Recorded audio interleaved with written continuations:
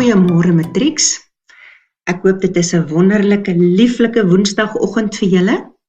En kom ons kyk 'n bietjie wat ons vandag gaan doen hierso op die reaksie op die omgewing, die derde gedeelte van die oor. En ons gaan eintlik hoofsaaklik vandag fokus die nuwe werk op die middeloor, naamlik ons gaan bietjie kyk die drukverskille. En dan gaan ons kyk wat is oorsake van gehoorsiektes, byvoorbeeld doofheid en so meer. En dan natuurlik gaan ons weer afsluit met 'n aantal vrae, verskillende tipe vrae om jou so 'n bietjie te toets.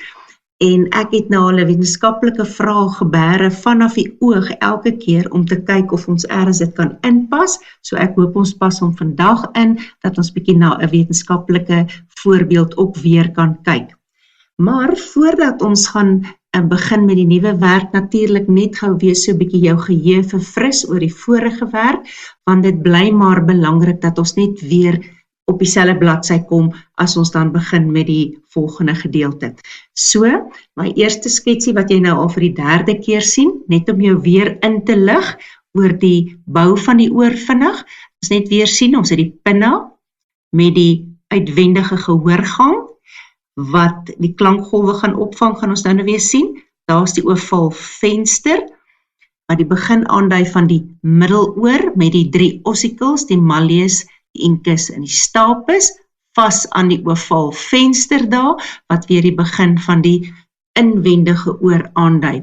Hier kan ons nou die membraan labirint gedeelte sien, wat bestaan uit hierdie cochlea, wat so opgedraai is, soos 'n slakkie se dop, en wat die orgaan van Corti as reseptore bevat, en dan natuurlik die 3 halfsirkelvormige kanale, saam met die utriculus en die sacculus wat daar lê, wat die reseptore vir balans en ewewig bevat.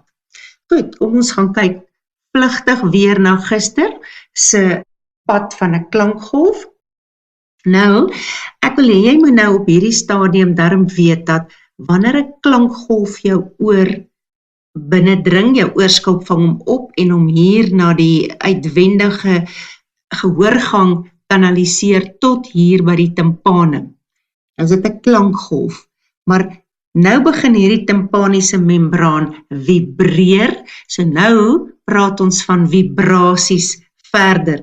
Daai vibrasies word versterk deur hierdie 3 ossicles, en dit word oorgedra uiteindelik na die ovaal venster wat daar geleë is, en daai ovaal venster gaan nou dit oordra as drukgolwe.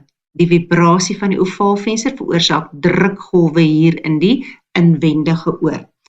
Reg, dan het ons nou gesien, die drukgolwe beweeg nou af hier in die perilymf van die scala vestibule daar, en die perilymf, die vloeistof wat in die benige labyrintus vibreer, dit laat dan ook hierdie endolymf vibreer van die membraan cochlea, en daar is mos nou die membraan van Reisner, en hier is die membraan van, of die basale membraan, met daai sensoriese haarselletjies wat hier lê, die orgaan van Corti, wat hier lê, wat dan daai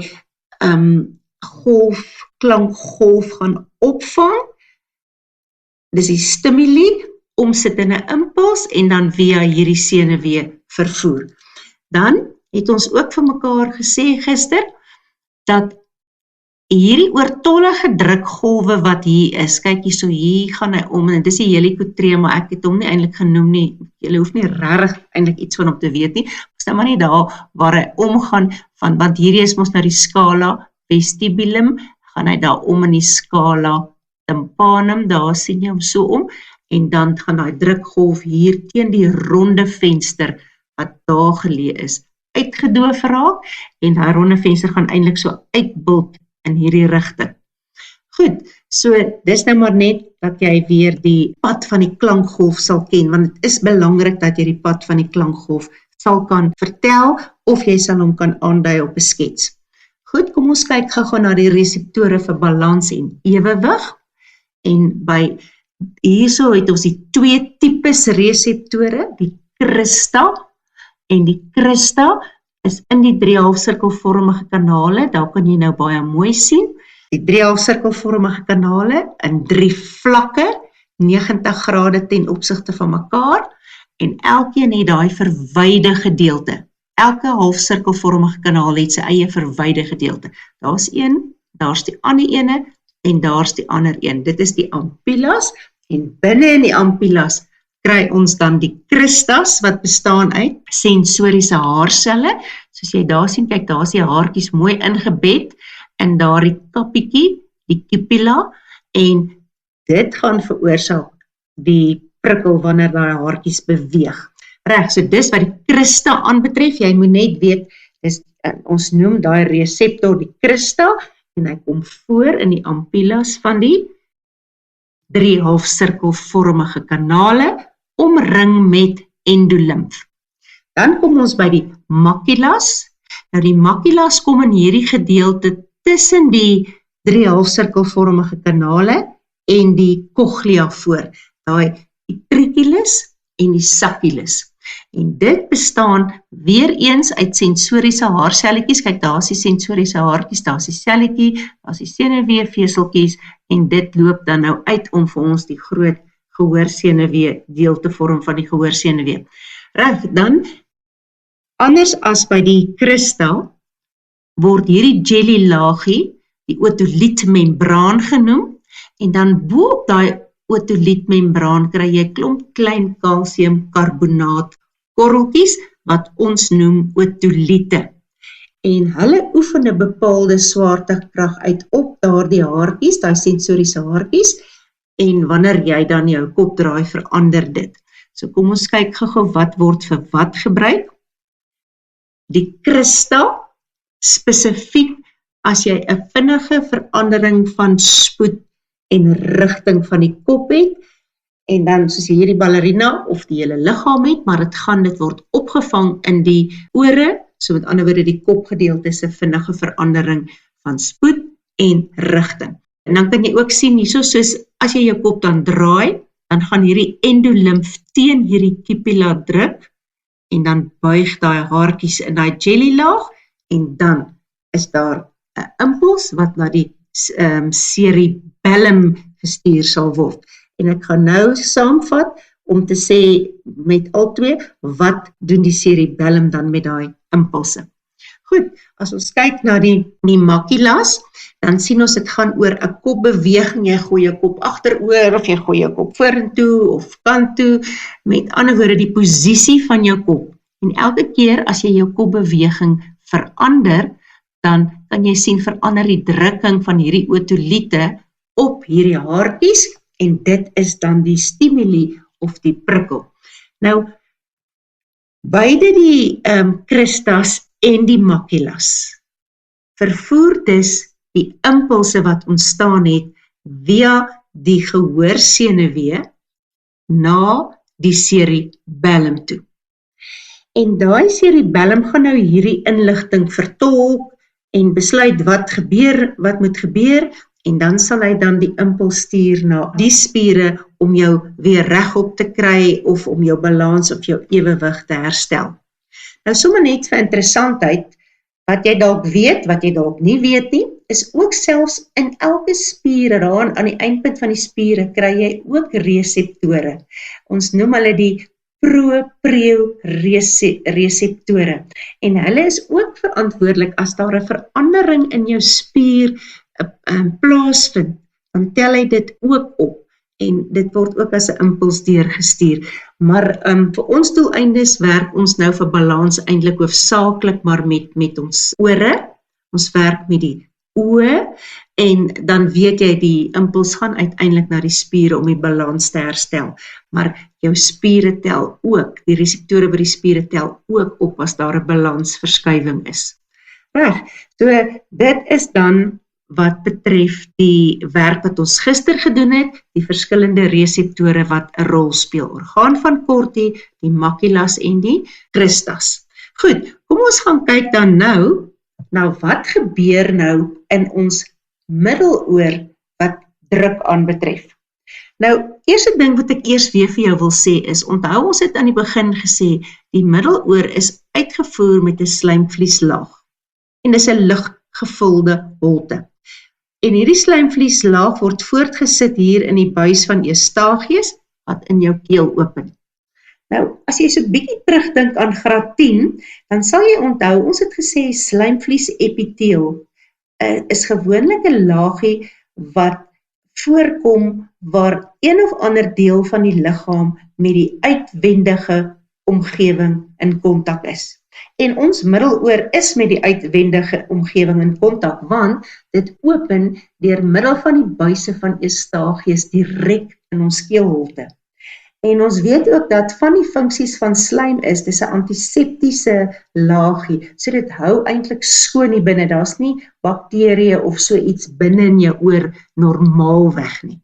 Maar, wanneer daar dan kom, dan is daar 'n meerdering van slijm, maar daai slijm kan dan op die ou einde ook deur, as dit want hier is ook natuurlik fyn haartjies wat daai slijm dan, of die oortollige slijm sal afdruk, en dit sal hier deur beweeg, die buis van Eustachius, en dan in jou keelholte beland, sodat jy dit dan eintlik onbewustelik op die ou einde insluk. Reg, kom ons kyk gou 'n bietjie, wat gebeur nou as ons by verskillende lugdrukke kom? Kom ons sê, die lugdruk verlaag. Met ander woorde, jy beweeg van die grond af, hoër op in die lug, soos in 'n huisbak, beweeg daar na die 10de verdieping toe, of 'n vliegtuig wat met hierdie vinnige, geweldige spoed opstyg, beweeg jy hoër in die atmosfeer in, waar die druk laer is.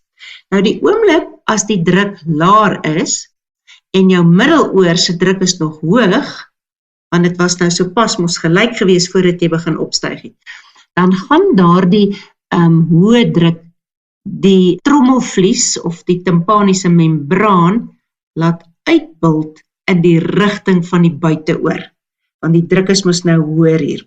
Dis hoekom as jy in 'n vliegtuig sit en jy styg op, of in die huisbak, dan slaan jou ore toe. En veral in die huisbak het jy ook al ervaar, as jy so vinnig opbeweeg, alhoewel jou ore toeslaan, voel dit omtrent of jou maag ook uitsak in daardie tydperk, nee. Maar daai verhoogde druk hier in die ore veroorsaak dus nou 'n uitbulting hierdie kant. Nou wat jy kan doen, goeie wenk, as jy op 'n vliegtuig klim en jy moet nou opstyg, dat jy ietsie suig. Want elke keer as jy suig, dan moet jy ook sluk, want daar ontstaan speeksel, en daai slukbeweging maak dan hierdie buis van Eustachius oop, sodat die oortollige lug wat hier binne is, dan kan uitbeweeg, en dan gaan jou ore weer oop. So, dis die belangrike funksie van daai buis van Eustachius. Hierdie twee druk weerskante van daai tympanum moet gelyk wees, want as dit nie gelyk is nie, en jou ore slaan toe, dan is jy half amper bietjie dowerig, jy kan vir daai oomblikie mooi hoor nie, en jou ore kan baie pyn. Goed, kom ons kyk nou na die ander kant toe. As ons nou van bo af met die huisbak weer onder toe beweeg, dan begin die druk weer hoër raak, nee. En as die druk hier buitekant hoog is, en die druk in die binnekant bietjie laer is, want dit was net toe jy daarbo was dit gelyk, dan beteken dit, jou tympaniese membraan gaan uitbult in die rigting van die lae druk. Weer 'n keer, sluk, druk jou neus toe, blaas, en as jy dit doen, dan maak jy die buis van Eustachius oop, en dan kan die lug weer gereguleer word, met ander woorde, 'n bietjie lug kan ingelaat word, om die druk hier weerskante dieselfde te kry.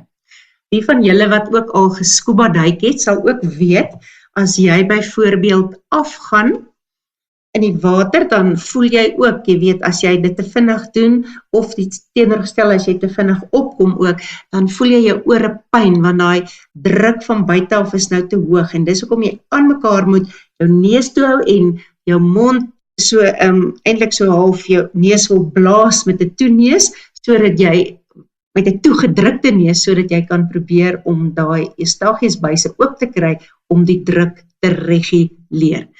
So, dit is alles belangrike goedjies wat veroorsaak dat jou ore kan pyn as jou druk nie weerskante gereguleer is van die tympane membraan nie. Reg, so kom ons kyk dan nou wat veroorsaak verskillende siektes en doofheid veral.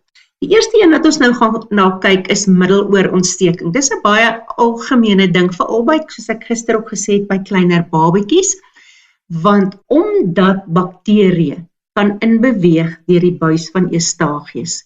En as gevolg van daai bakterieë of selfs virusse wat daar kan voorkom, dan is daar 'n opbou van vloeistof, met ander woorde meer slaim word vrygestel, en dit veroorsaak 'n hengse seer middeloor, want onthou nou, as daar meer vloeistowwe is en meer slaim is, dan beteken dit eintlik dat die druk binne in die middeloor is baie groot.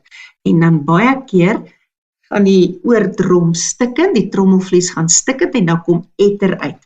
So daai, en dit sien jy veral by klein babietjies, en dan gaan die dokter vir jou 'n grommet, daai plastiese dreineringsbuisies inplaas, om seker te maak dat die dreinering voldoende is, en dat die lugdruk dan daarmee saam gereguleer word. Want baie keer met klein kindertjies is daai buise van Eustachius nog baie dun, en vind die regulering nie so doeltreffend plaas nie. Reg, jy kan ook natuurlik, as dit nie so ernstig is nie, oorpyn, dan gee hulle vir jou antibiotika om te drink, of jy kry oordruppeltjies daarmee saam, om dan daai ontsteking te verminder. Goed, kom ons kyk nou wanneer iemand nou begin doof raak. Nou ouens, jy weet, daar's nie net een oorsaak vir doofheid nie. Daar kan 'n klomp verskillende dinge wees. Jy is doof omdat jy dit dalk oorerf het, of jy is doof omdat jy dalk siektes gehad het, soos virussiektes, soos meningitis, Duitse masels, pampoentjies, en dit kan ook jou gehoor verswak of tot doofheid aanleiding gee. Dan natuurlik opbou van was in die gehoorgang. Nou, dis baie belangrik, elke keer as jy stort of hare was of jy ore was, dat jy sal seker maak dat jou ore mooi droog is, deur byvoorbeeld net te probeer om die handdoek so ver soos wat jy kan daarin te druk. Die dokters beweer dat as jy 'n oorstokkie vat en jy het was in jou ore, dan beteken dit partykeer in plaas van dat jy die was uitkry, druk jy van die was stywer teen die trommelvlies vas. En nou kan jy weet, as daar te veel was in die ore is, kan daai trommelvlies nie lekker die liggolf in 'n vibrasie verander nie, want hy kan nie lekker vibreer nie. Die was is te veel, die was is te hard wat daaraan sit. So dan, dit kan doofheid veroorsaak. Dan natuurlik kan daar beserings wees aan jou ore. Ek gaan nou vir jou 'n paar interessante dinge gee oor klanke. Jou senuweebane wat daai impulse moet vervoer, kan 'n probleem wees. Daar kan 'n probleem wees met die cortex gedeelte van jou cerebrum, hier by jou temporale lob, waar die gehoorsentrum is. Daar kan beskadiging van neurone plaasgevind het, en dan kan dit nie weer herstel nie, en hy senuweebane, en dan het jy moeilikheid. Of die orgaan van kortiese haartjies word naderhand van wear and tear in aanhalingstekens, dan werk hulle nie meer so goed nie, en dan kan nie nuwe haartjies kom nie. As jy daai sensoriese haarselle verloor het, dan is hulle permanent verlore. En daarom, vir interessantheid, is dit belangrik om in 'n omgewing te wees waar die decibels, waarin ons hierdie klank dan nou meet, nie te hoog is nie. En hulle sê, die departement van gesondheid sê dat hier by onder 75 decibels is 'n goeie plek om te wees vir gehoor, want enige iets bo dit kan jou gehoor beskadig. Nou vir interessantheid, as jy nou na 'n rockkonsert gaan luister, dan is die decibels by 'n rockkonsert 140 decibels, dis baie hoog. En as jy by so 'n hoë decibel is, dan beteken dit die beskadiging van jou ore permanent kan baie hoog wees, veral as jy 'n lang tyd deel is van so 'n rockkonsert. En dan 'n ander ding, dieselfde, jy weet daai voertuie wat die sneeu so wegstoot daar in Europa en in Amerika, hulle het ook 'n 140 decibel geluid So kan jy nou dink, dis dieselfde. Hulle het ook, soms as jy byvoorbeeld wanneer die pad gemaak word, dan drill hulle mos so op die pad, en dan hoor jy net drrrr die hele tyd. En hulle sê, as jy nou die hele tyd daar werk, dan beteken dit, jy kan 'n siektetoestand kry, wat hulle aanvanklik genoem het, Boilermakers disease, want daai hoë decibels van daai drill, of daai boor wat hulle gebruik, veroorsaak dan dat jou orgaan van Corti se sensoriese hare beskadig word, en dan het jy tydelike doofheid. As jy nou vir 2 weke nie meer daar werk nie of so, dan sal jy weer op daai toonhoogte kan hoor, maar daai orgaan van Corti se haartjies kan beskadig word, en in die beskadiging kan dit permanent word. So jy moet jou weerhou om vir lang tye jouself bloot te stel aan 'n groot klomp geraas. Nou, byvoorbeeld nog 'n enetjie wat ek vir jou kan sê, 'n geweerskoot, een geweerskoot se klank is gelyk aan 140 decibels. So, dit is nogal baie hard op die oor, en jou ore kan beskadig word. Nou sê hulle ook, en matrieks, julle is almal deel van hierdie generasie van sit-oorfone in die ore, en as dit te hard is, daai klank kan jou orgaan van Corti beskadig, en dit kan lei tot dat jy vroeër doof word. Alle ouer mense word uiteindelik doof, want daai haartjies van die orgaan van Corti word uiteindelik deur wear and tear absoluut minder, en gaan dood, en dan kan jy nie meer klanke opvang nie, maar ook kan die 3 beentjies kan dalk verkalk en verhard word, dan kan hy nie die klankgolwe, die vibrasies verder oordra nie. So, hou jouself by 'n omgewing waar geraas minder is as 75 decibel, indien moontlik. En as jy dan by hoë decibels is, gebruik minder ure in daardie omgewing.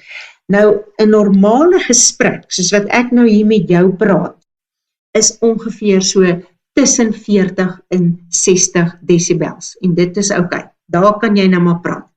Nou net ook vir interessantheid, dat ouer mense begin ook naderhand 'n siektetoestand kry wat hulle noem tinnitus. Dit is nou waar daai membrane begin, jy hoor geluide, en dit is asof die heeltyd hoor jy kriekies of 'n hoë geluid of soos 'n zoom geluid, en dan beteken dit, dis eintlik die eerste tekens van daai haarselle van Corti is beskadig, waar jy hoë frekwensies hoor.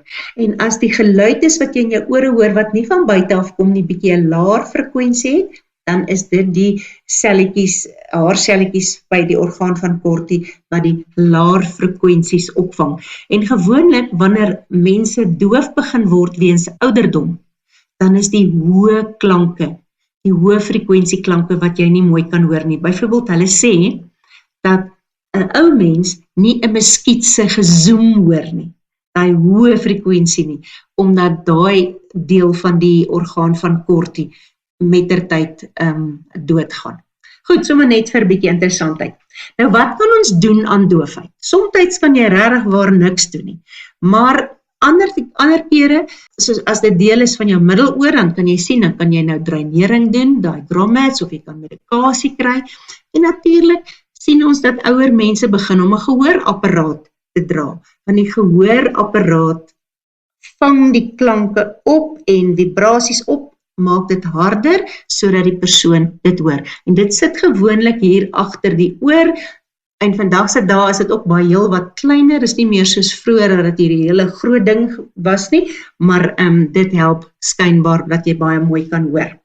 Dan in erge gevalle kan hulle ook 'n cochleaire implanting doen, dis 'n chirurgiese implanting, en ek gaan nou net vir jou sommer so vir interessantheid wys hoe lyk 'n cochleaire implanting, jy hoef dit glad nie te leer nie, hoe dit werk, jy hoef net te weet dat cochleaire implantings is 'n chirurgiese implanting, en dit word spesifiek natuurlik in die cochlea gedoen. Kom ons kyk gou na hierdie prentjie. Hier kan julle nou sien, hier is nou die oor, en hier is nou die apparaatjie wat aan die oor is, wat nou die klanke opvang, en dan plant hulle hier binne in die cochlea. Sit hulle dan elektrodes, waar die orgaan van Corti is, sit hulle elektrodes in. Dan verbind hulle daai elektrodes nou met draadjies na 'n toestel wat hulle onder jou vel, agter jou oor kan inplant. Ek het ook gelees in sommige bronne dat hulle sê hulle plant dit ook in die bors in, daai ontvangstoestel, maar ek dink die algemene een is hierso.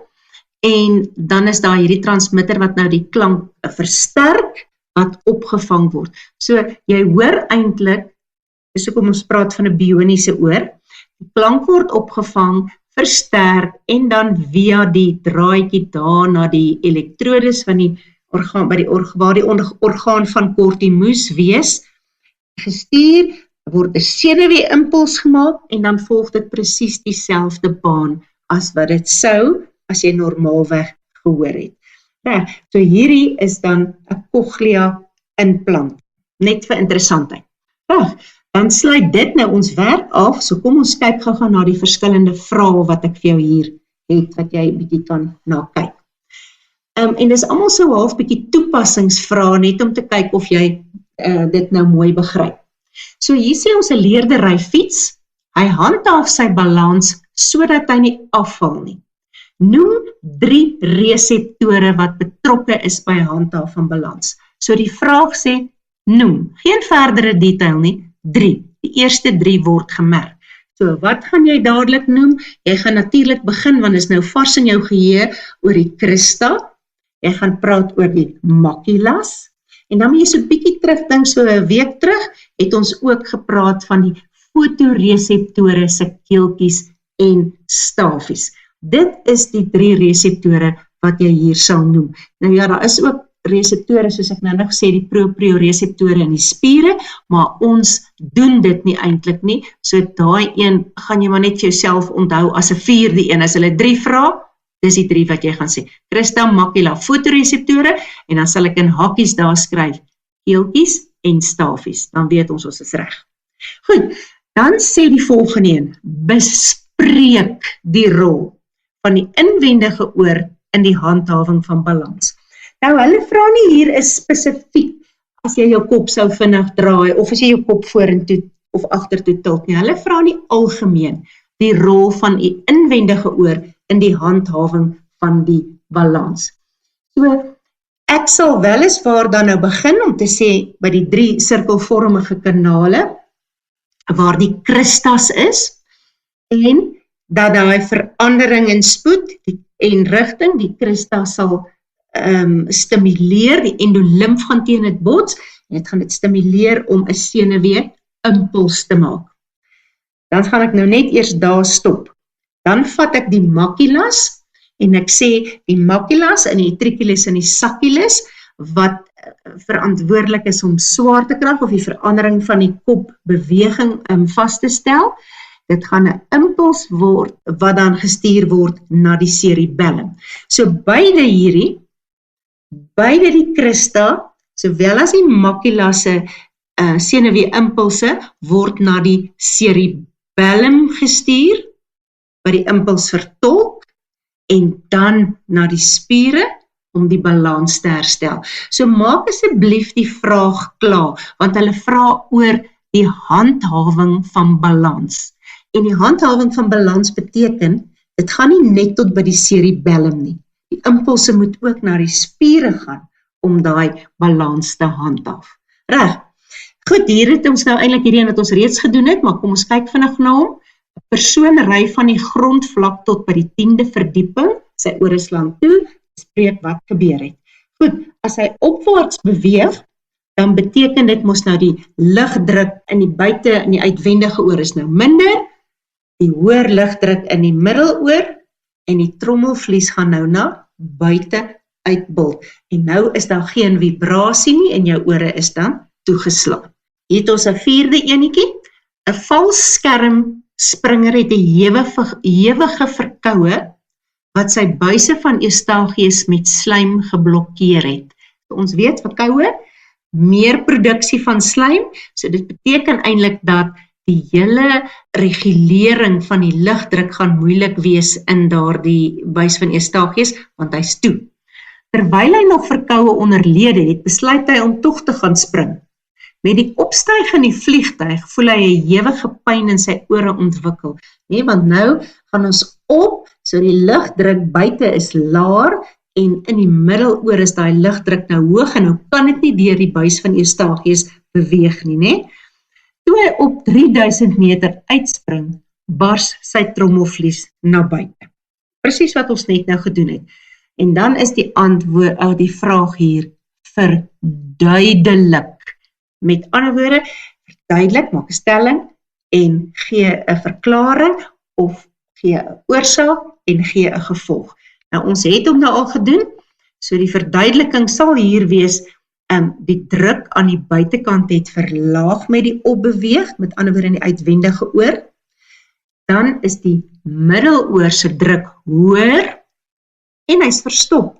So hy kan nie reguleer nie, want daar's 'n blokkasie, ek het dit nou nie hier ingeskryf nie, ek sal dit tog weer net hier noem, die regulering kan nie plaasvind weens die blokkasie nie, en dan sal die trommelvlies na buite uitbult, en hy sal dan bars.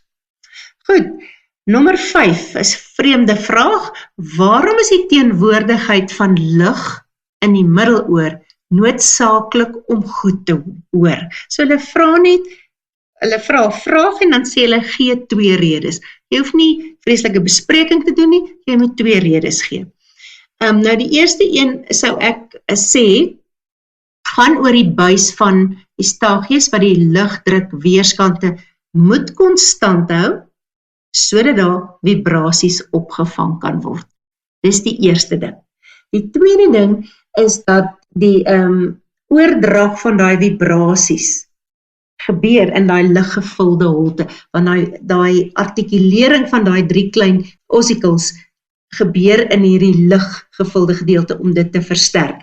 En dan kan jy, ek noem sommer die derde een, hulle vra net 2, is ook natuurlik dat as daai drukgolwe weer terugkom en deur die ronde venster vasgedruk word, dat as daar lug gevul is, beteken dit daai ronde venster kan wel uitbult in die rigting van die middeloor. Dan die laaste enetjie van hierdie, dink ek, nommer 6, is noem die 4 openinge wat met die middeloor verbind is, dis baie eenvoudig, omgewing, spesifiek met die omgewing is, dan die trommelvlies of die tympaniese membraan, hy is mos aan die buitekant, so hy is direk in die verbinding met die uitwendige omgewing. Dan in jou keelholte, buis van Eustachius, en dan natuurlik in jou inwendige oor die 2 openingkies daar, is die ovaalvenster en reg onder hom die ronde venster. Nommer 7. Noem en verduidelik. Kyk wat sê die vraag. Noem, eers moet jy dit noem en dan verduidelik. Nou is wanneer jy 'n vraag kry soos hierdie, noem en verduidelik, is daai noem gewoonlik 'n verpligte punt. Sê nou hierdie vraag tel 6 punte, en want hulle sê noem en verduidelik 3 strukturele aanpassings. Dan gaan jy 3 verpligte punte moet kry. Soos byvoorbeeld ek sê 'n strukturele aanpassing is soos byvoorbeeld dat dit met lug gevul is, dat dit 3 gehoorbeentjies bevat, dat dit die trommelvlies verbind met die ovaalvenster, dat daar 'n buis van Eustachius is wat in die varings open, dat daar mucus of slijmvliesvoering is. So dit is strukturele aanpassings. Miskien sal ek hierdie liggevul as 'n strukturele aanpassing dalk nommer 3 of 4 maak, want ek sal eerder dit wat beslis 'n struktuur te doen het met die struktuur. En daai 3 gehoorbeentjies het definitief met die struktuur te doen. Die buis van Eustachius het definitief met die struktuur te doen. En dan natuurlik die mucus. Goed, en daai enetjie ook. So dan gee jy noem daai verskillende strukturele aanpassings en dan verduidelik jy hoe dit werk. So as ons na die eerste een kyk wat ek sê, hy is met lug gevul. Dit is 'n ware verhaal, maar dit is eintlik 'n holtetjie wat met lug gevul is, goed. En dit laat toe dat daai trommelvlies kan vibreer, sodat uiteindelik die klank waargeneem kan word, en dan natuurlik dat die ronde venster die oortollige klank kan uitdoof. So as hy nie met lig gevul was, en hy was 'n vakuum, so dit nie kon plaasvind nie. Reg, die gehoorbeentjies, wat die vibrasies versterk, en vanaf die tympaniese membraan na die ovaalvenster oordra, is eintlik die volgende wat ek gesê het, verbind die trommelvlies met die ovaalvenster, deur daai 3 gehoorbeentjies, om te verseker die vibrasies word oorgedra. So die buis van die eustachies het ons al klaar gesê, dit bied daai konstante druk weerskante, dis belangrik dat dit moet gebeur, anders gaan jy nie klank hoor nie. En die mucus en die slijmvliesvoering het ek reeds vir jou gesê, is 'n beskerming. Dan hierdie enetjie beskryf hoe 'n verhoogde produksie van slijm in die neus en die keel kan veroorsaak dat deel A bars. Reg, maar ons het hom nou eintlik ook al gedoen, maar dit is maar net die verskillende tipe vrae, en dan kom jy agter dat daar word baie klem gelê op die regulering van die lugdruk, en dat jy nou net die ekstra goedjies nou moet begryp. Byvoorbeeld, ons weet daar slijmvlies, maar wat doen 'n verhoogde produksie van slijm? En jy moet die opdrag is, beskryf dit. So, as daar ekstra slijm is, dan beteken dit die eustachiesbuis kan nie die lugdruk reguleer nie. En dan is die druk hier binne baie hoër as buite, en dan kan die trommelvlies uitbult na daai kant, en hy kan dan ook bars. Goed. En nou kom ek by die vraag wat ek nou al by die oog wou gedoen het, maar wat ons sommer nou gaan doen, ons het nog so 4 minuutjies tyd, wat ons gou vinnig na dit kan gaan kyk.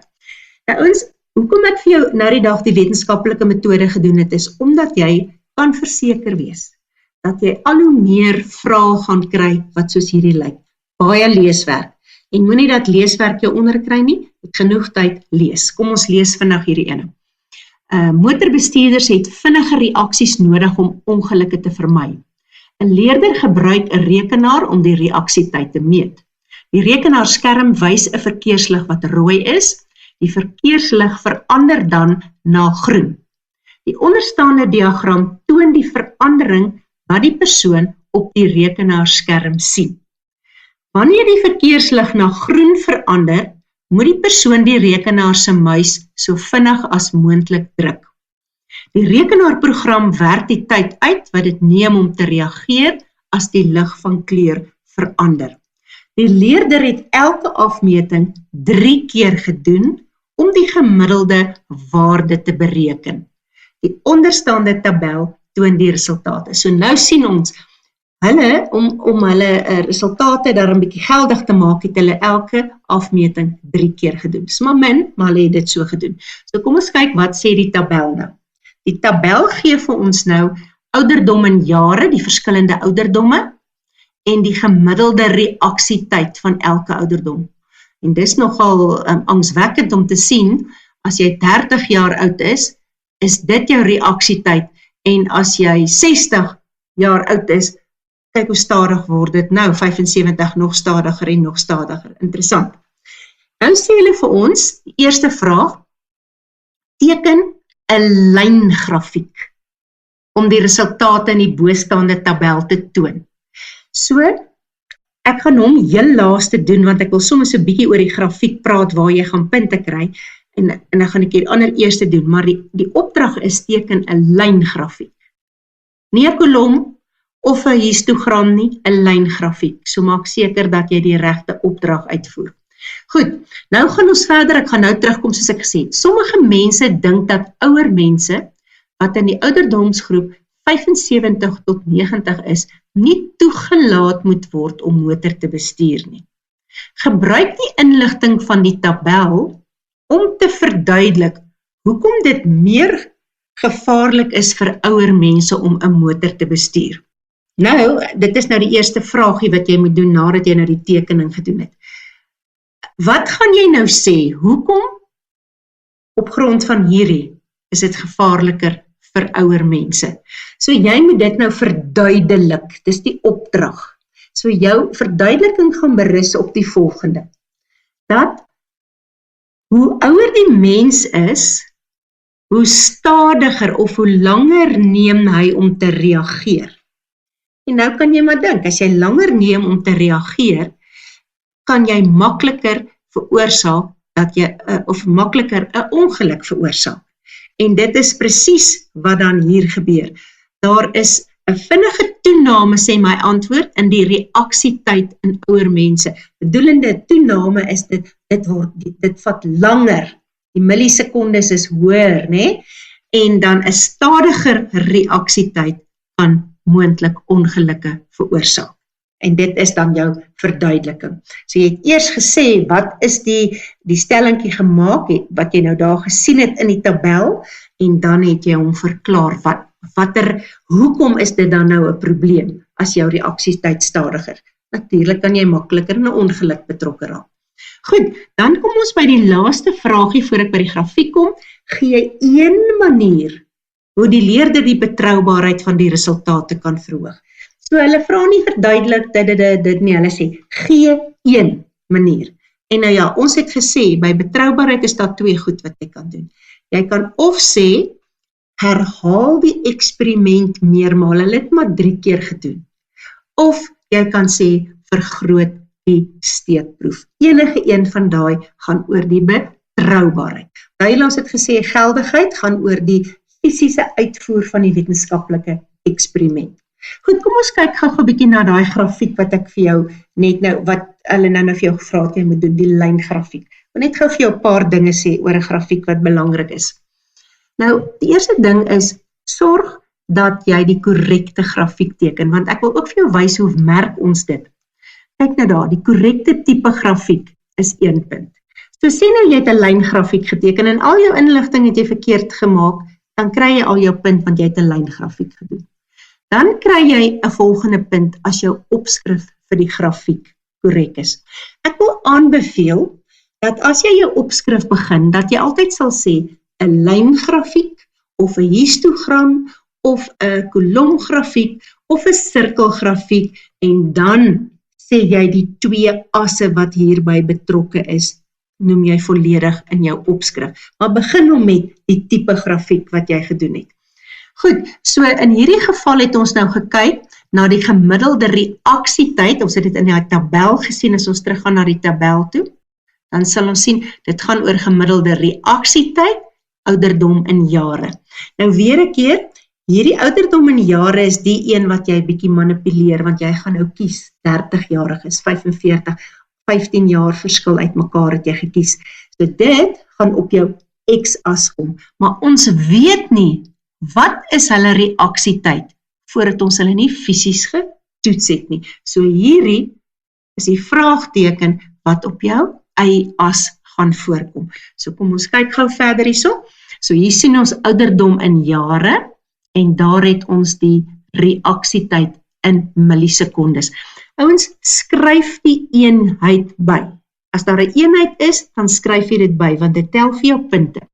So jou opskrif van jou grafiek is nou reg, korrekte byskrifte vir die x-as, sien julle, eenheid ingesluit.